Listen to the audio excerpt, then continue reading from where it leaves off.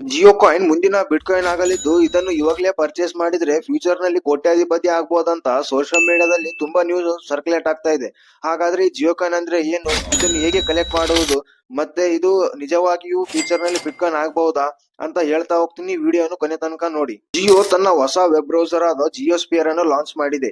ಇದರಲ್ಲಿ ನೀವು ಕೆಲವೊಂದು OTT ಪ್ಲಾಟ್ಫಾರ್ಮ್ಸ್ ಗಳನ್ನು ಫ್ರೀ ಆಗಿ, ಹಾಗೆ ಯೂಟ್ಯೂಬ್ ಮತ್ತೆ ಬ್ರೌಸಿಂಗ್ ಅನ್ನು ವಿತೌಟ್ ಆಡ್ಸ್ ಯೂಸ್ ಮಾಡಬಹುದು. ಆದ್ರೆ ಸೆಟ್ಟಿಂಗ್ ಅಲ್ಲಿ ನೀವು ಆಡ್ಸ್ ಅನ್ನು ಆನ್ ಮಾಡಿದ್ರೆ ರಿವಾರ್ಡ್ ರೂಪದಲ್ಲಿ ನಿಮಗೆ ಜಿಯೋ ಕಾಯಿನ್ ಸಿಗುತ್ತಾ ಹೋಗುತ್ತದೆ. ಬಿಟ್ ಕಾಯಿನ್ ತರ ಜಿಯೋ ಕಾಯಿನ್ ಯಾವುದೇ ಕ್ರಿಪ್ಟೋ ಎಕ್ಸ್ಚೇಂಜ್ ಅಲ್ಲಿ ಲಿಸ್ಟೆಡ್ ಇಲ್ಲ. ಹೀಗಾಗಿ ನೀವು ಜಿಯೋ ಕಾಯಿನ್ ಅನ್ನು ಬೈ ಸೆಲ್ ಮಾಡಲು ಬರುವುದಿಲ್ಲ. ಜಿಯೋ ಕಾಯಿನ್ಸ್ ನ ರಿವಾರ್ಡಿಂಗ್ ಸಿಸ್ಟಮ್ ನೋಡಿದ್ರೆ ಇದು ಫ್ಯೂಚರ್ ನಲ್ಲಿ ಕ್ರಿಪ್ಟೋ ಕರೆನ್ಸಿ ಆಗುವ ಚಾನ್ಸಸ್ ತುಂಬಾ ಕಡಿಮೆ ಇದೆ.